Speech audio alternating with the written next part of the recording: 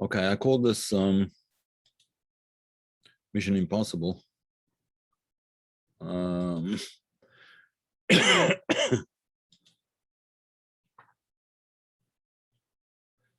Just for those who are new here, and there are a couple of new names I see I'm not familiar with. Generally, I just switch off everybody's mic and everybody's camera. You are welcome to share or ask questions via the chat. But the reason that I do that is it's just simply easier and more straightforward in terms of the recording, and it doesn't get so confusing and so on and so forth. In any event, that is the policy. Good. Okay. So I call this class Mission Impossible, and you'll see why shortly. Beginning with a verse, as usual, I'll read the verse in Hebrew and then I'll read it again in English. The English translation is here. I'm assuming everybody can see it. So it says like this, Bereshit. This is from Genesis, Bereshit, Tet Vav Hey, Bereshit 15:5. It's talking about a conversation between God and Abraham, and a communication, if you would prefer to use it. Don't forget the Torah uses metaphoric terms because there's no way to describe that sort of prophetic conversation other than using a metaphor, as if they were talking, if they were having a conversation. So, so in Genesis, Bereshit Tet Vav Hey, it says as follows: Vayotzei oto achutza. He took him outside, or he urged Abraham. God urged Abraham to go outside. Told him to go outside. Vayomer, and he said to him, God says to Abraham, Habeit na hashomayma, look up at the sky, usfor hakochavim, and count the stars.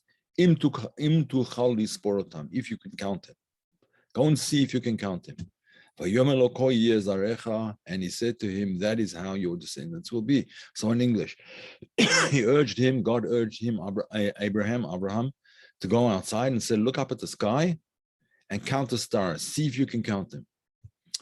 God then said to him, to Abraham, that is how your descendants will be. Now, the classical commentaries all explain that this means, well, not all, some of them explain it as follows, that you look up to the stars, and if you think you can count the stars, you know you can't count the stars. There's hundreds of thousands, millions of stars, and it's impossible to count, certainly for one individual to count. And we know that today, with our scientific and telescopes and all that other kind of thing, we know how vast the universe is and how many stars there are. Well, we don't know how many stars there are. There are so many that we can't even count them, as we know. And that's exactly what Abraham was being told by God. And he says, see if you can count them. You know you can't. You won't be able to count them. And that's how your seed, your descendants, your progeny will be. In other words, it would seem, according to these commentaries, that they'll be so numerous, they'll be like the stars in the sky. That's one commentary. A second commentary is that they'll be like stars in the sky, whereby sailors and people who are going on journeys, long journeys, navigate.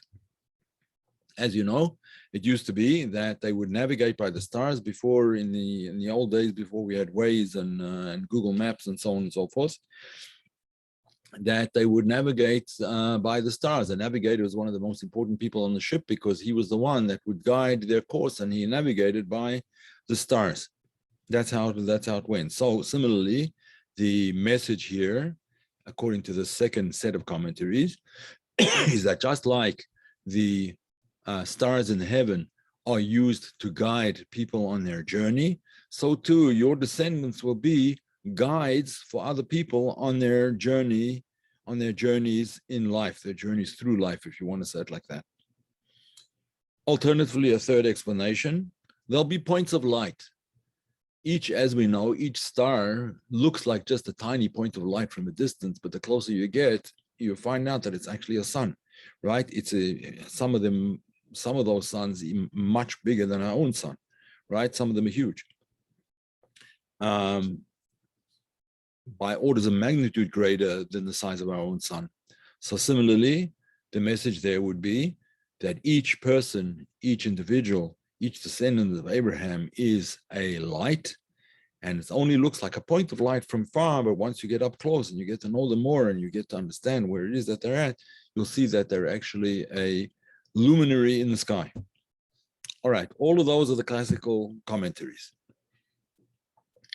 I would like to offer a commentary which I heard from a friend of mine. He couldn't remember where he saw it. He said he saw it somewhere else, but he couldn't remember where he saw it. And this is what I want to talk about primarily right now. When Abraham was told to go outside and look at the stars, and then he was told, this is how your descendants will be, we naturally take it to mean that they will be like the stars in one way or another. The three ways that we mentioned, perhaps other ways as well. They'll be like the stars. But this explanation that I'm about to present to you says it somewhat differently. It says, see if you can count them. Then he said to him, that is how your descendants will be. What happened? Abraham indeed went outside. God urged him to go outside. He went outside and he started counting the stars because God had told him, go and count the stars and see if you can count them. And that is, that is the message. That is how your descendants will be. In other words, they will take upon themselves a mission impossible. It's impossible to count the stars. Everybody knows, impossible to count the stars. Similarly, it was impossible for Abraham to count the stars, but nevertheless, he went and he started and he did what he had. He did what he was told to do. He did what he had to do. He went and he started counting the stars. And even though he knew that he would never get to the end of counting the stars, the main thing is that he actually started. The same idea applies to all of his descendants, that all of your descendants will be like that. They will take upon themselves projects which are impossible to complete, which are impossible of such vast scope that it's impossible to complete them, certainly for one person to complete them. And therefore, your descendants will be like that. They will nevertheless be willing, even understanding and realizing that that may not be a possibility. It may be, in a sense, a futile exercise, but since this is an exercise that was requested by God, therefore they will do it. That's the mission impossible. To go and do something, to go start something, to go and try something that may or may not work. It may or may not work. Nevertheless, you start. You do your best to put in your whatever you can put into the project, and then others will take it over and so on and so forth. That is the message. And that is actually what I want to get to next. We are about to start. Actually, let me see. I'll have to make this a new share. Otherwise, I don't think it's going to work properly. Let's go here. And here's the share. Okay. This here is a discourse. It's called a Hasidic Discourse. A Hasidic Discourse usually takes a verse and then explains the verse and shows how it applies to us. It's not always based on a verse. It's sometimes based on a statement of the sages, but generally they start off Hasidic discourses in the Chabad or the Lubavitch mode of thinking. Generally start off with a verse. This is no different, and the verse that it starts off with, this is just sort of introductory, so we can ignore it for the time being. The verse is, I have come into my garden, my sister, my bride. Now, that is a verse in Song of Songs. Song of Songs is a very, very deep part of scripture, very deep. The Zohar says about Song of Songs that all the secrets of the Torah, all the secrets of the Bible are hidden in the Song of Songs. The sages call the Song of Songs the Holy of Holies. Why is it called the Song of Songs? One of the reasons that they say it's called the Song of Songs, because it's the song that all other songs sing. In other words, a song is meant to convey a certain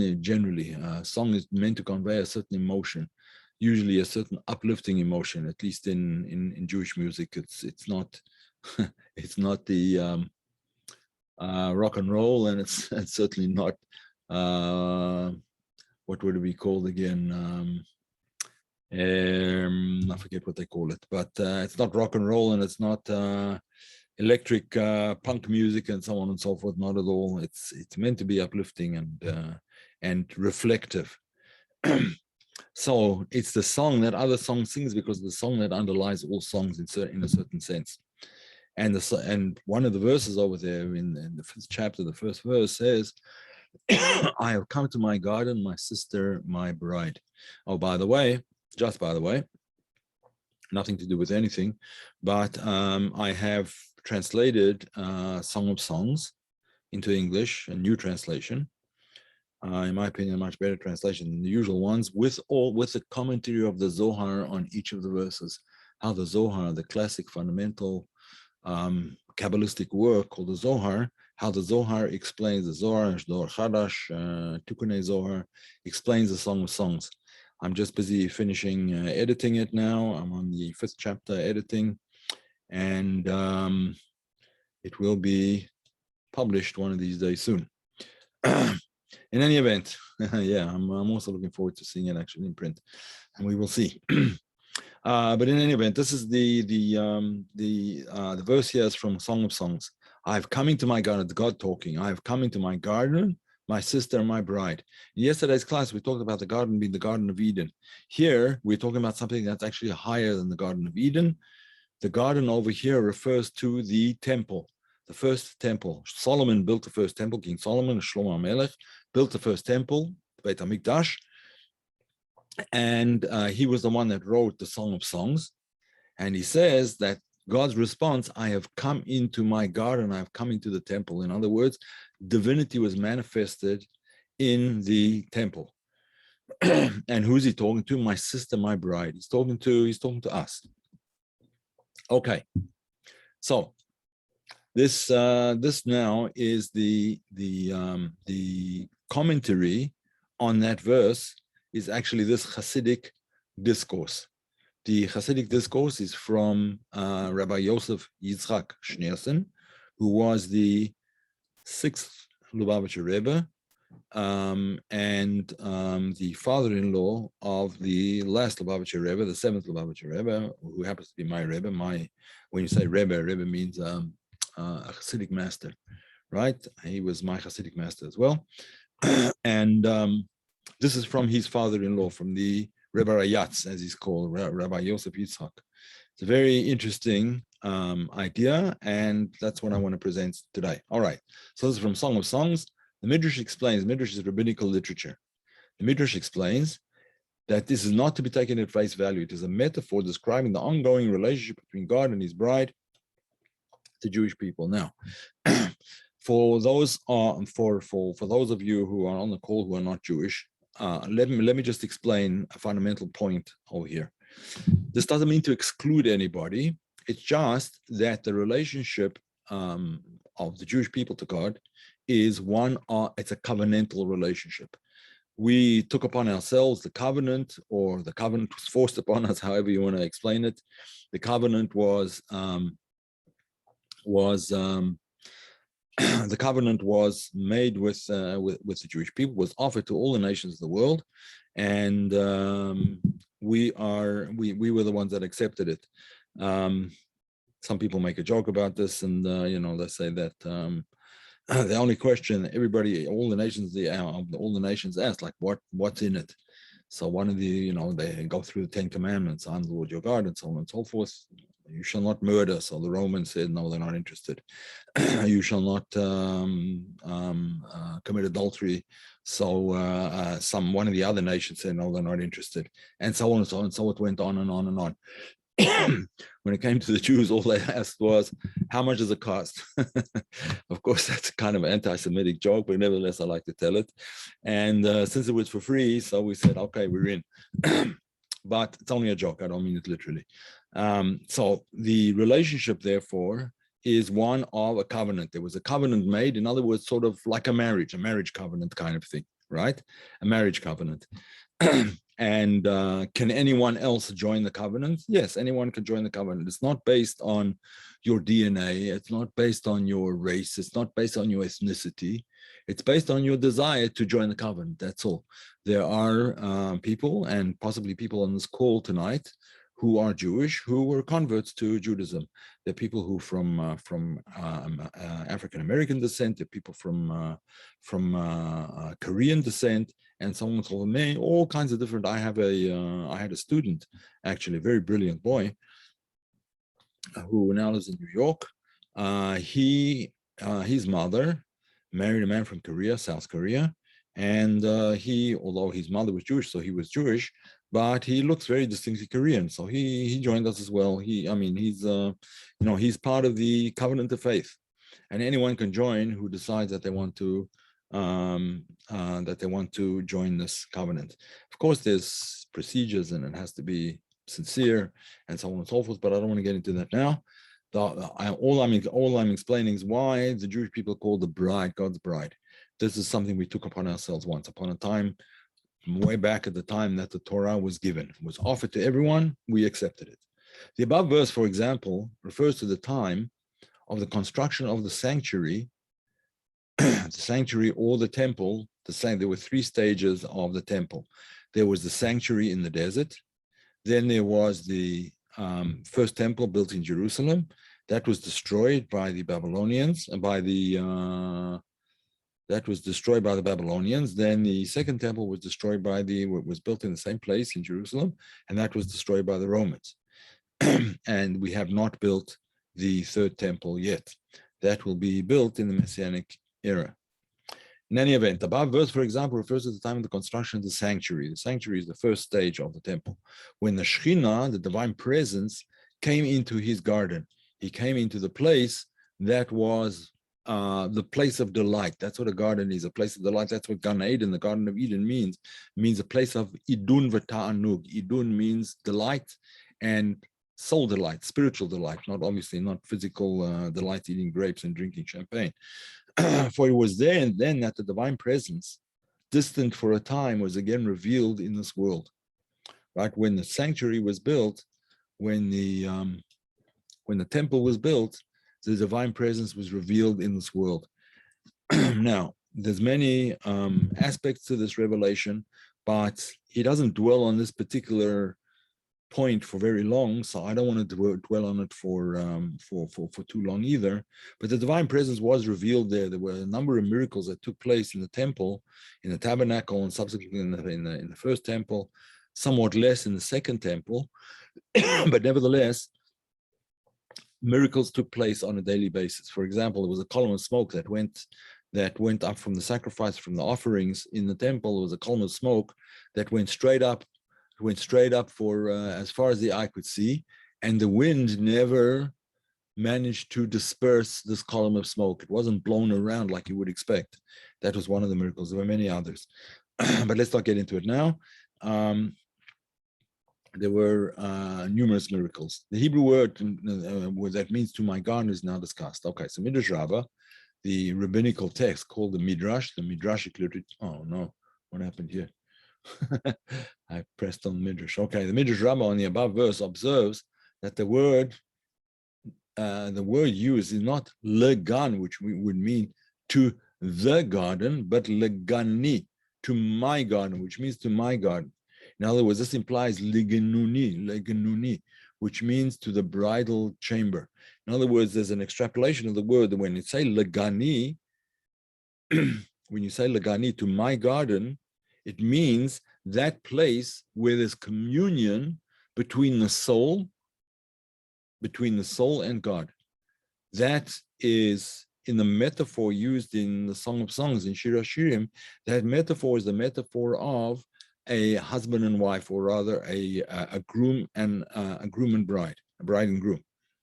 Okay, so that's the bridal chamber, because that's where communion happens. Of course, in the bridal chamber was a special room that was set aside for a bride and groom for their privacy.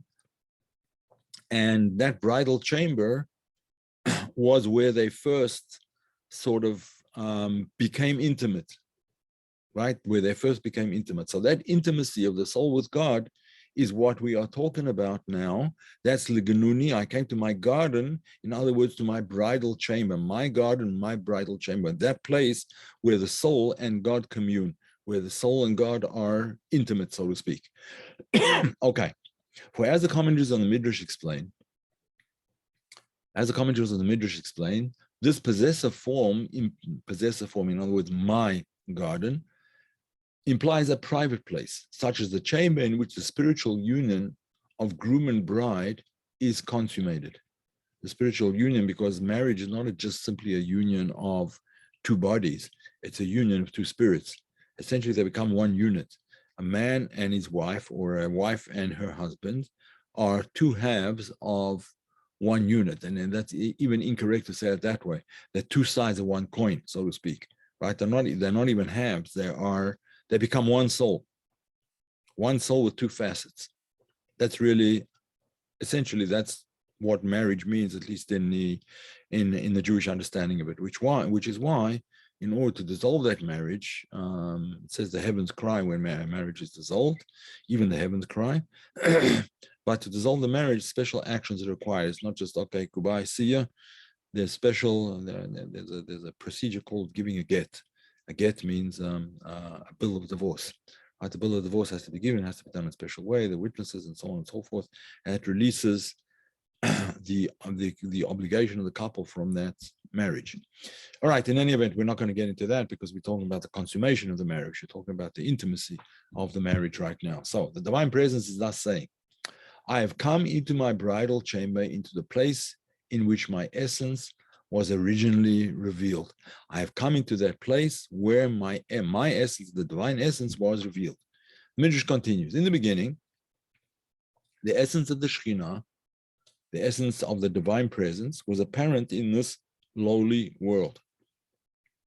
Why was it apparent in the lowly world? Because the whole purpose of the creation of the world was exactly for that point.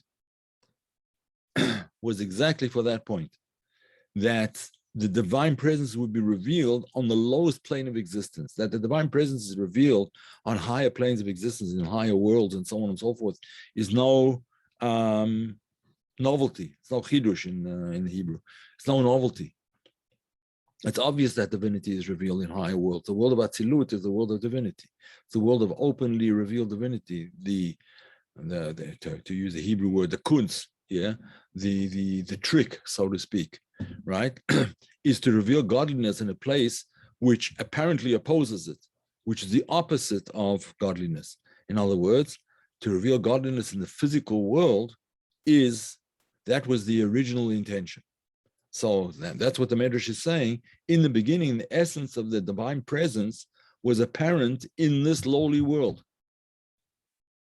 And to a certain extent, even more than it was apparent in the higher world, because of the contradiction that was overcome in order for the divine presence to be revealed. But that was all done by God. Then what happened next was this.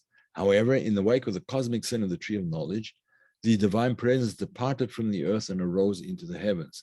It didn't arise into the heavens in one step. It rose up in successive steps, which we will now discuss. The first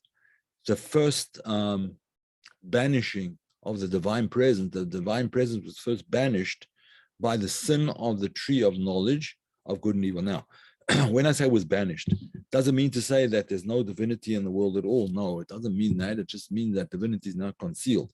On the first level, divinity, in other words, the lowest level, divinity is now concealed.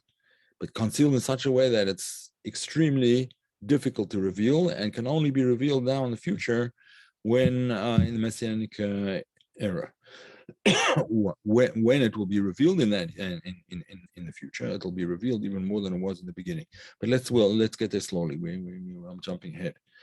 Later, on account of the sin of Cain, who was the one who killed his brother. In other words, the sin of murder. The first sin was the sin of the tree of knowledge of good and evil was an encounter with evil.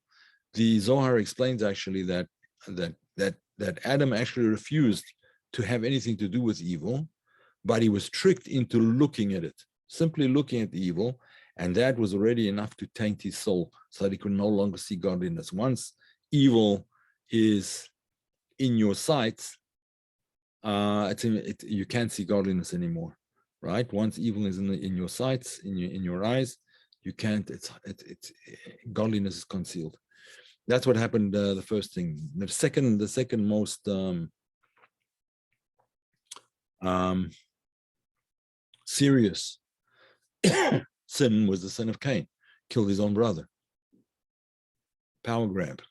And then of Enosh. Enosh was a generation of people. It wasn't only Enosh, but Enosh was a biblical figure. In that generation, they started worshiping idolatry. In other words, they started worshiping the natural forces in the universe, the sun, the stars, the constellations, and so on and so forth.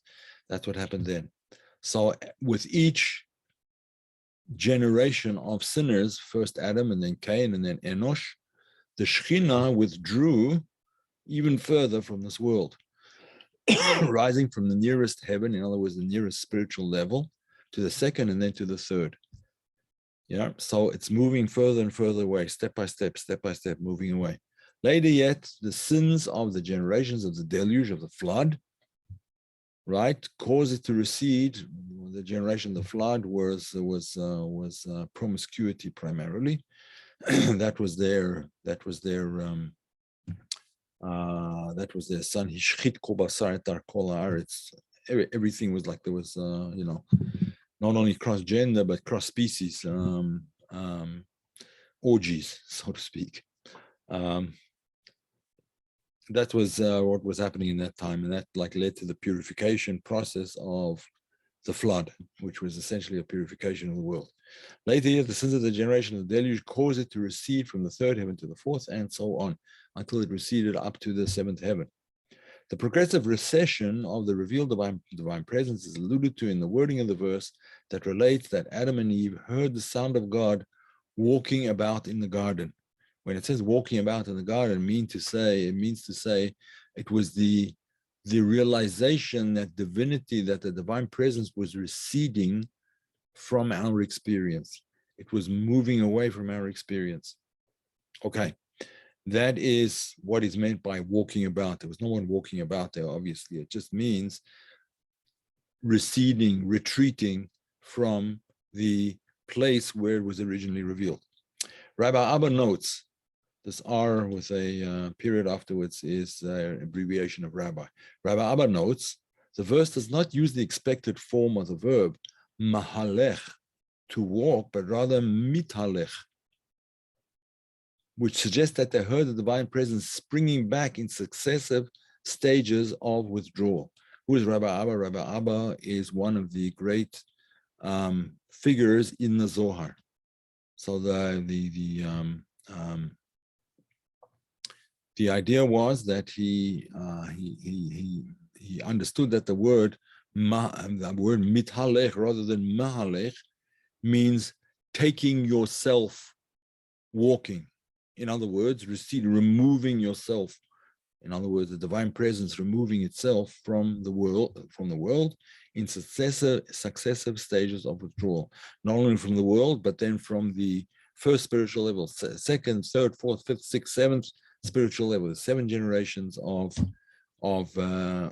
sinners, if you want to put it in those terms, people who follow the wrong path.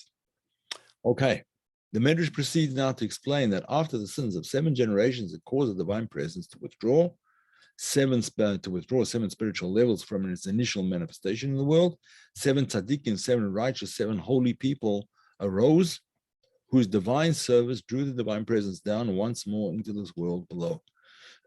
So there were 7 generations who pushed the divine presence away. Then there were 7 generations who brought it back, right? You can see already the contrast that we're drawing over here. The contrast of good, of evil and good, of wicked and righteous.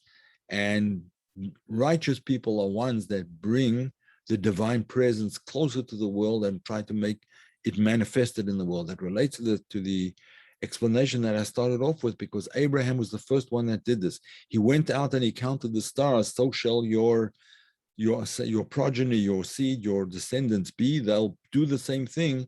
There will be successive generations that will attempt to do the impossible, bring godliness back down to earth. That's the mission impossible. A whole class on just the original sin.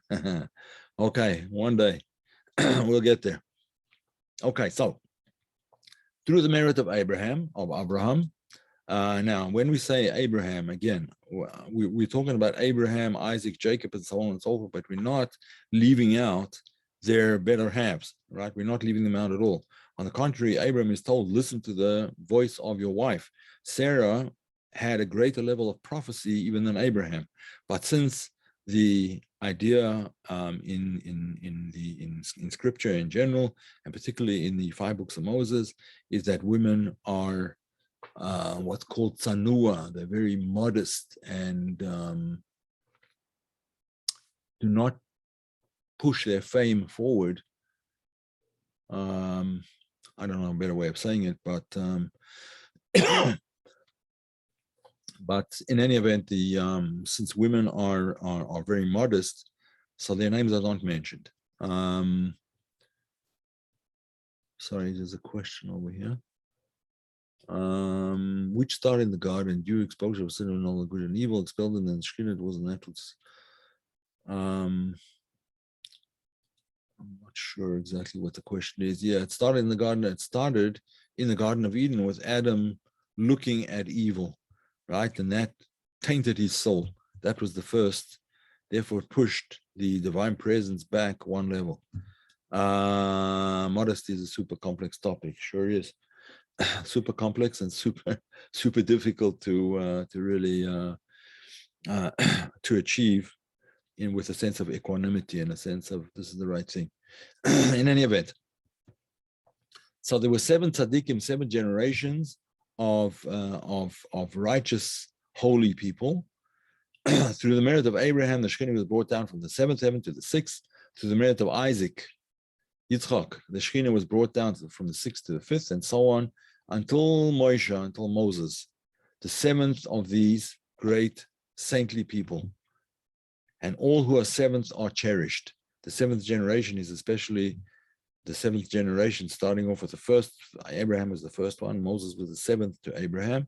And the 7th generation from a seminal figure like Abraham, the 7th generation is always blessed. All right. Same thing is true, in fact, in the 7 Rebbes of Chabad. The Rebbe, our Rebbe, Menachem Mendel Schneerson, was the 7th generation. He was particularly blessed with a tremendous ability to reach out and to make godliness available to anyone who wanted it. Anyway, so most recent 7th generation is the one we're living in now. That's the 7th generation. That's the 7th generation from the Baal Shem Tov. Okay, so let's continue. So they drew down the revelation of the Shekhinah once again down into this world below. Divinity was primarily revealed in the Beit HaMikdash, in the temple, as it is written, and I shall make me a sanctuary, and I shall dwell within them. Now, the word in Hebrew is betocham, I will dwell betocham. Often that's translated, I will dwell within it, within the building, within the sanctuary, but that's incorrect. That's not a good translation.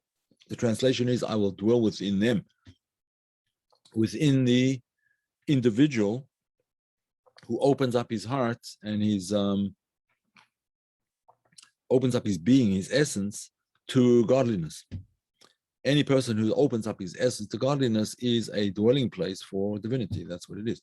Okay, so this is how he explains it. Significantly, the last Hebrew word of the verse is not as expected, betocho, which would mean within it, within the building, but betocham, within them. So the real temple is in us, in each individual, which means within them, for God craves a dwelling place within each individual person, within each individual Jew, as I mentioned before. This is because of the covenantal nature. In other words, it's expected of the Jewish people that they will make this divine dwelling. It's not expected of other peoples in the world, although they're not excluded from it, not by any means, on the contrary. as I mentioned before and as explained. So therefore, God craves a dwelling place within each individual. Let's leave it at as if the period was at the end of the word individual.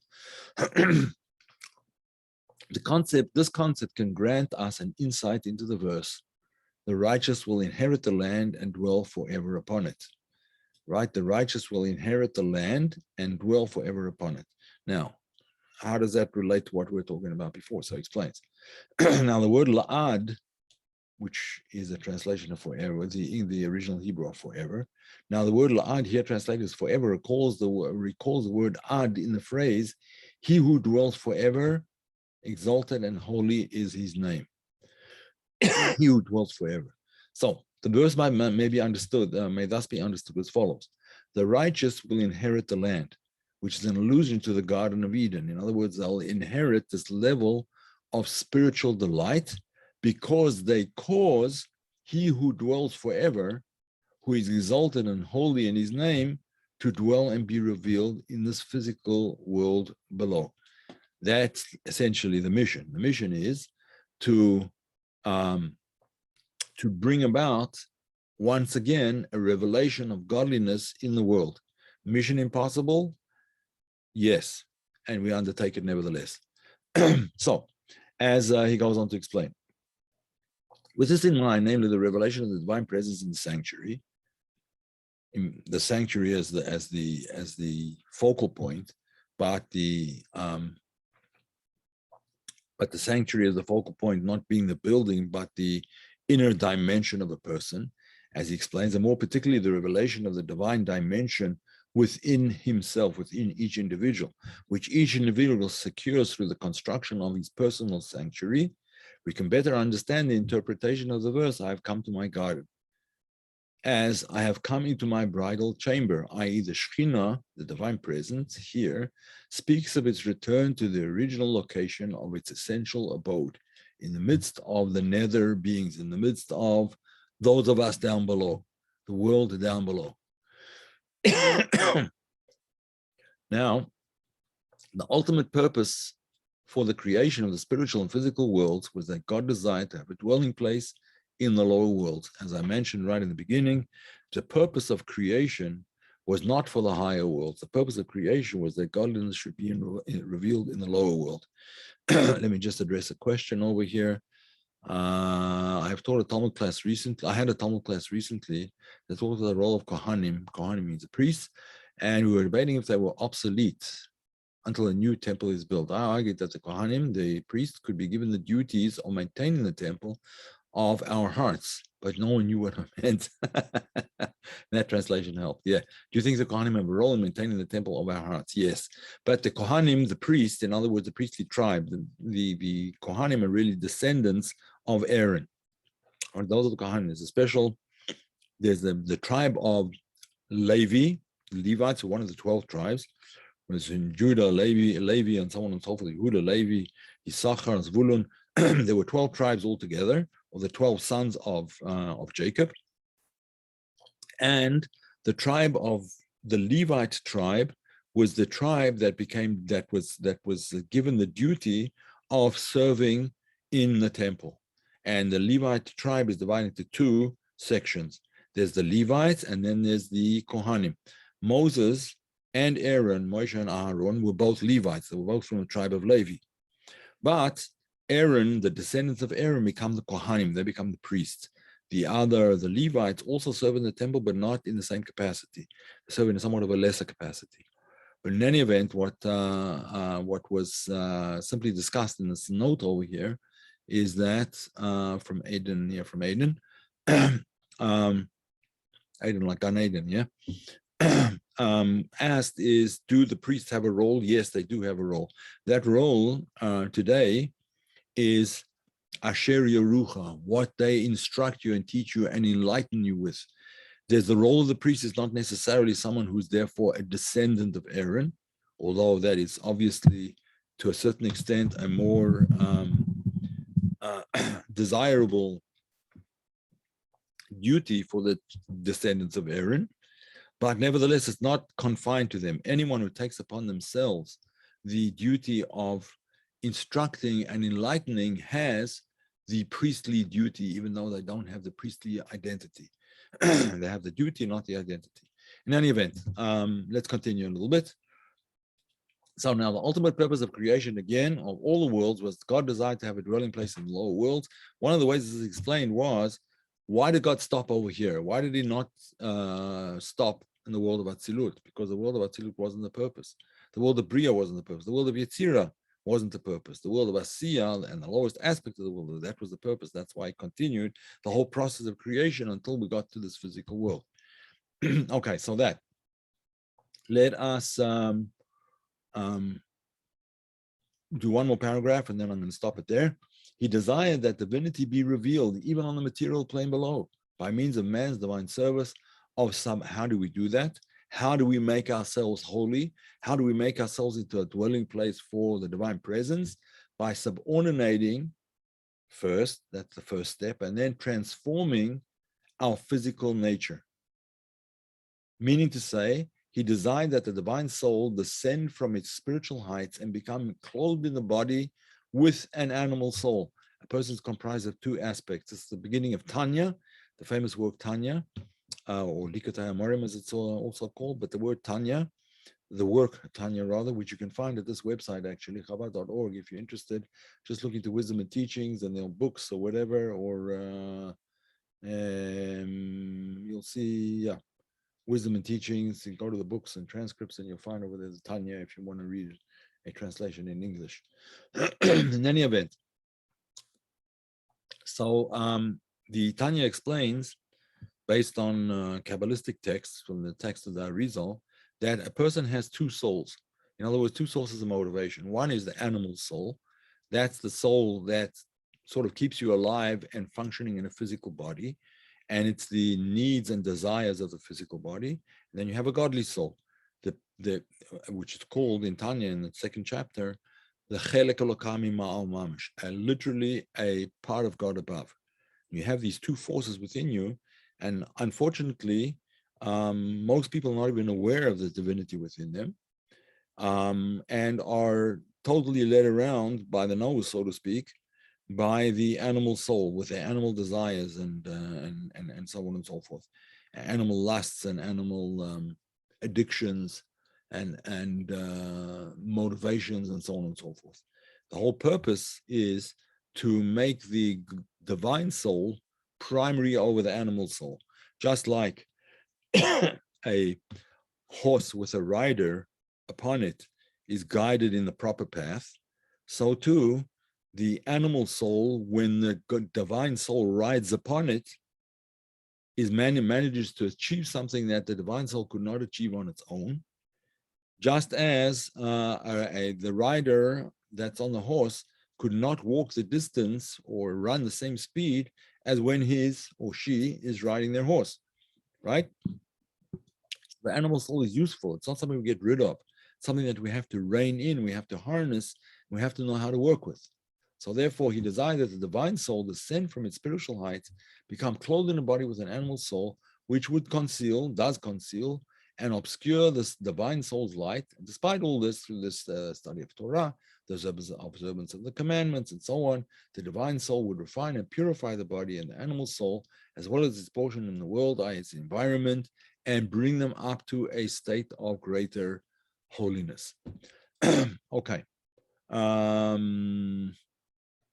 One more paragraph and then we're going to stop. This then is the meaning of the above quoted verse, and they shall make me a sanctuary, and I shall dwell within them, within each individual person who makes that sanctuary within themselves. Okay, we're going to stop here and we'll continue with this next week. I think probably most of you find it quite interesting, but it goes on for several chapters, I think four chapters if I'm not mistaken. Not very long chapters, but we'll see where it lands up. Okay. Why could the divine not do that? Had to be done in the animal body. Well, it's not that it had to be done that way necessarily, but that's the way he created us, that to have both aspects, the divine and the animal. And the purpose is that the divine should rule over, should control the animal, should ride, so to speak, the animal. The divine soul could have done it without the animal body, but then it would not have been involved in sanctifying and uplifting the physical world. There wouldn't have been a physical component. All right, any other questions?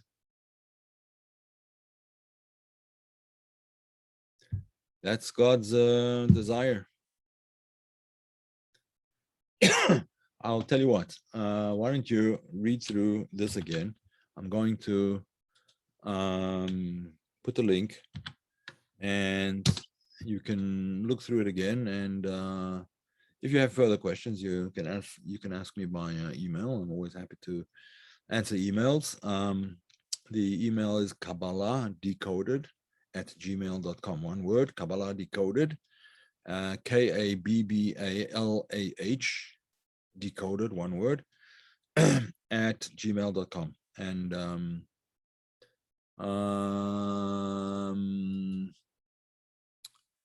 all right. Brescia has talked about it. Yeah, we can talk about that. I want to finish this discourse before we go into that. But the person who did the apples from the orchard is actually a very, very good friend of mine. We were actually neighbors when I lived in Israel. We lived in the same neighborhood, and we would go to the same synagogue. We were very good friends. We still are today. In fact, I just texted him a couple of days ago.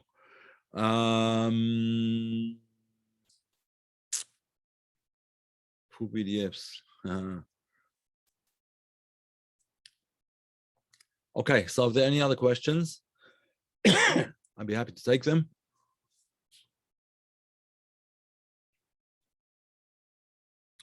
All right. So Shabbat Shalom, everybody.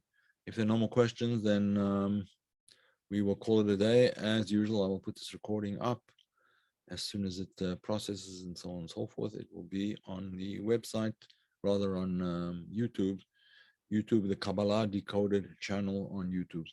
Okay, thanks everybody. Have a great weekend, and I will see you next week, hopefully. I may be going to New York again, but we'll see. Okay, all the best. I'll be in touch.